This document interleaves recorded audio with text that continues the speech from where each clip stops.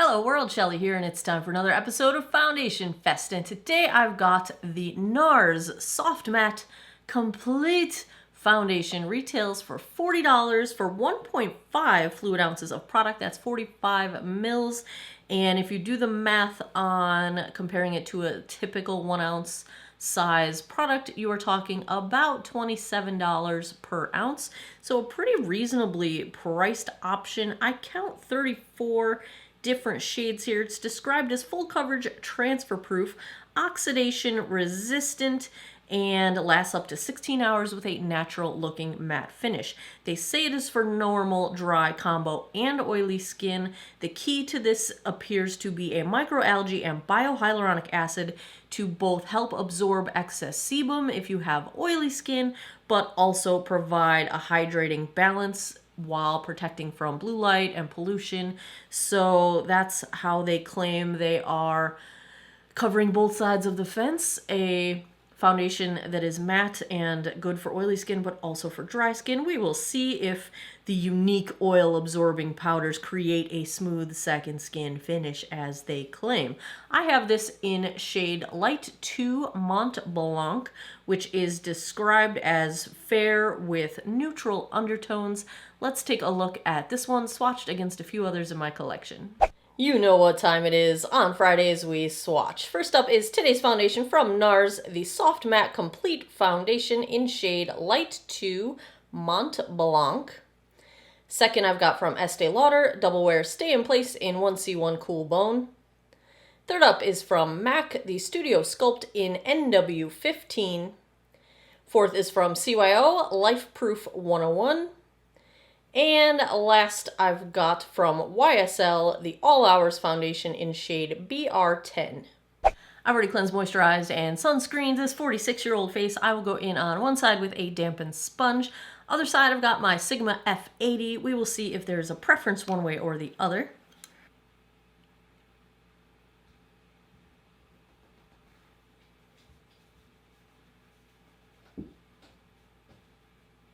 This blends out very easily with the sponge. I don't notice any scent to it. It's really nice coverage right off the bat. The only thing I am seeing is that immediately it is clinging to the edges of some flaking skin I have on my nose. But otherwise, I think it's doing some really nice redness correction.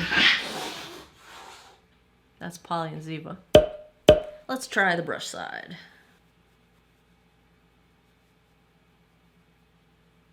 This blends out easily with the brush as well. I'd say you're going for whatever your preference is. I don't think there's a huge difference in the coverage between the sponge and the brush. I would say we're at a light medium, just straight away with one layer.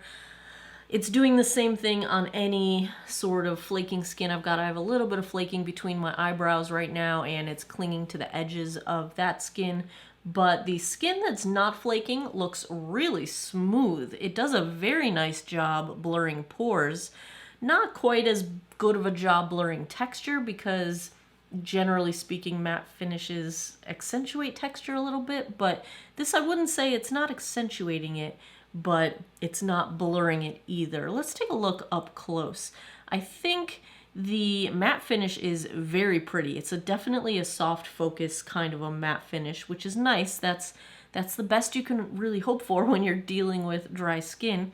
Like I said, I think it's not doing favors for my texture, but it is making my pores look quite smooth. And on the areas of my face that aren't textured, it does look quite smooth.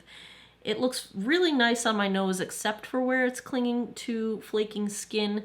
And forehead, it looks a little bit heavy. I'm not a huge fan of how it's looking on my forehead. I feel like it might be slightly accentuating some of the sort of micro wrinkle texture that I've got, but at a distance you can't really see that. I'm only seeing that when I look up close in the 10x mirror here. Let's just take what I've got left, and I have a lot left, so that really was a very small amount of product. And I want to see if I can cover up this little scratch. I got kicked in the face by a cat this morning. And see if we can get a little more coverage built up there. I'm just going to use my fingertip.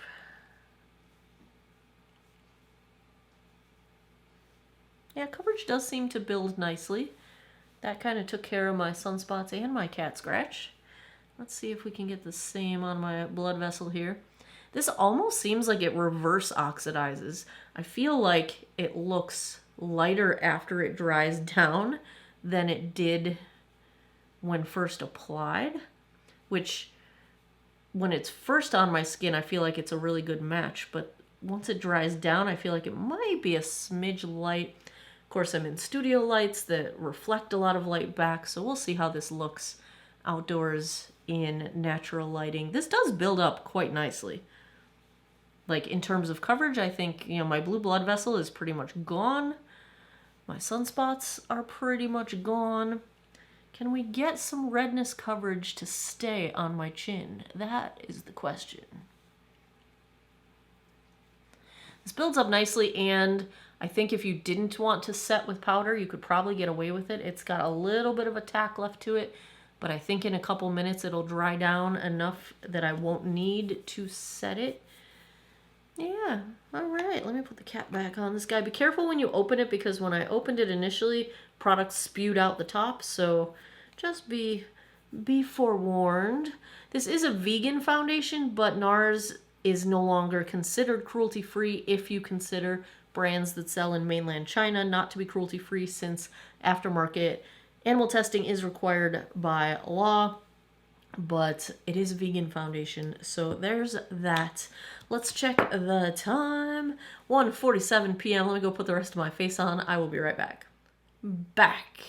So far, so good. I've been hoping that kind of what tends to happen over time, if you're lucky with dry patches, is that the foundation will kind of warm up to your skin and kind of absorb the dry patches or the product that was clinging around them, so that it's not as obvious. And I think that's starting to happen. My nose looks a little bit better. In between my eyebrows looks a little bit better. I did not set this with any powder. I used the Marc Jacobs Accomplice Concealer, had no trouble blending anything together. And I don't think I had any issues with powder blending. Despite not having set the foundation with powder, it set itself down quite nicely. So I'm feeling good about where we are starting out. Nothing's feeling dry. Sometimes matte foundations start to feel really crackly on my face. Nothing like that's happening. And I think the finish is a little bit more of a soft focus than, I would say its contender in my collection would be the YSL All Hours in terms of something matte with this much coverage. And I think this is a little bit more of a softer focus finish to it, which I really am liking. And it's not a dry matte. I don't feel like I look flat. You know, I feel like there's still life to my skin. So far so good. I'm having a good moment with it. The rest of my face and my eyes are the Pat McGrath. This is the Holiday Mega Mothership. The purple shade in this palette just makes me excited to be alive, you guys. My face, I've got the Charlotte Tilbury Matte Airbrush Bronzer in Fair, the lightest shade. My blush is the Wayne Goss Blush Peony. My highlight is Natasha Denona Super Glow. My lip is the Flower Beauty Chill Out Lip Glaze in Zen. That is where we're starting out. Mascara is the Pat McGrath Dark Star, which I'm loving. Yeah. So I'll come back in a bit. We will do a daylight check-in outdoors, and then I will come back tonight and give you guys my final thoughts. It's 5:54. Not even 6 p.m. Well, you can't see out the window because there's a glare. But it's pitch black outside. I'm not used to this time change. Here we are with this foundation.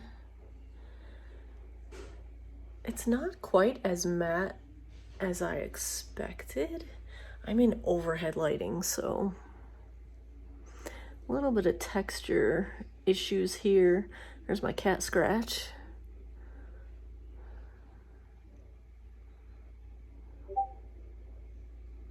It doesn't feel dry. It feels pretty good. Looks a little dry. It doesn't feel dry. So here's where we are for indoor. Sorry I missed the outdoor. I'm just not used to this time change. Wish I could get so there's no shadow, but oh, maybe that way. There you have it. I'll be back in a bit. For the sake of alternate lighting, I'll give you guys my bathroom as well. I think the color match is actually pretty good. I have redness that makes it almost look darker on my chest, but really it's not if you get back down to where I don't have redness.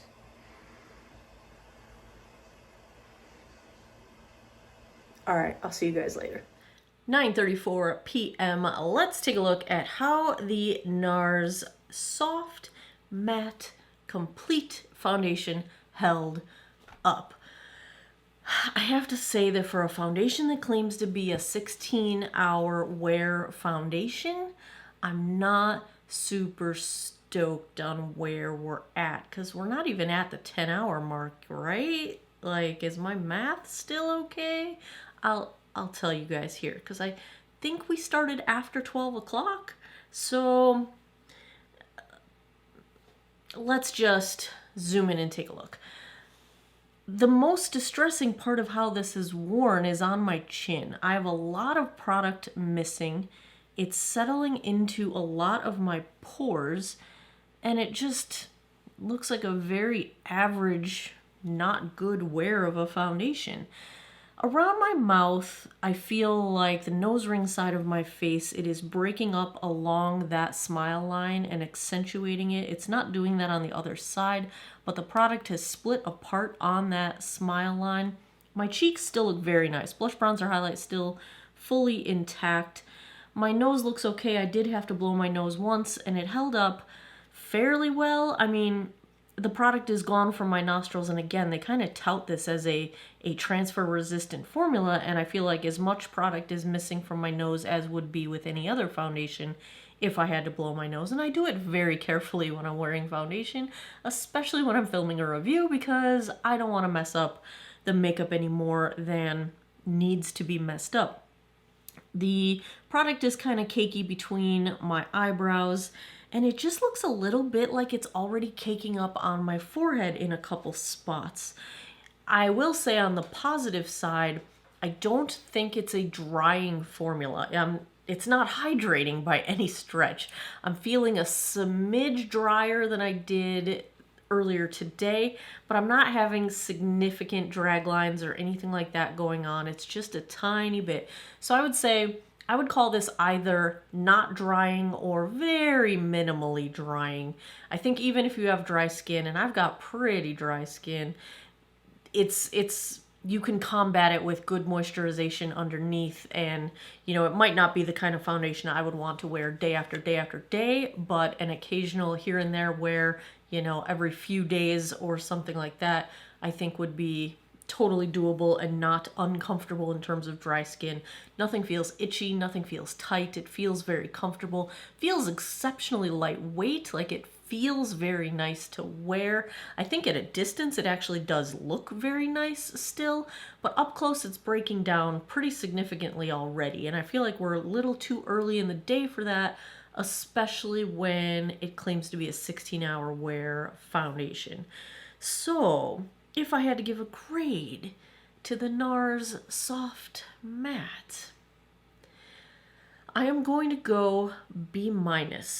I like it. I think it's pretty. I think the finish is a beautiful version of a matte. It's not flat. It's not dry looking. It looks very nice.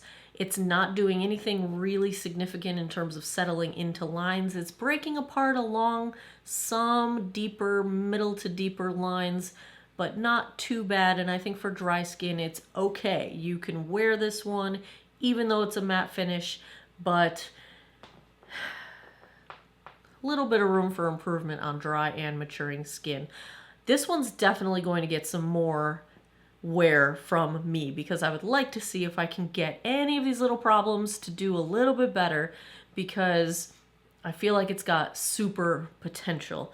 If I remember correctly, you guys know all of my foundation reviews are inspired by Taylor Wynn, or Thetela, as she was the artist formerly known as Thetela, and she took a little while to kind of figure out how this best worked on her skin. So maybe I'm hopeful that I will have the same kind of experience, that if I give it a few tries and see how it works better for me, I might be able to like it a bit more, but I do like it. I'm going to keep on wearing it. I think it is very pretty and it's got super potential. So we're gonna go B- for now. If anything changes, I will keep you guys updated in a future foundation follow-up video. That is today's Foundation Fest. If you like foundation reviews, if you had fun with this one, give me a thumbs up down below. Check out geekoutofwater.com. I've got a ranked, sortable, searchable spreadsheet of all of my 200 plus foundation reviews. And as always, thanks a lot for taking some time out of your day to geek out over makeup with me. Come back every Monday, Wednesday, Friday, 9 p.m. Eastern time for new videos. I appreciate your time, and I hope you guys all have an awesome day or night wherever you are in the world. Take care of each other. Bye-bye.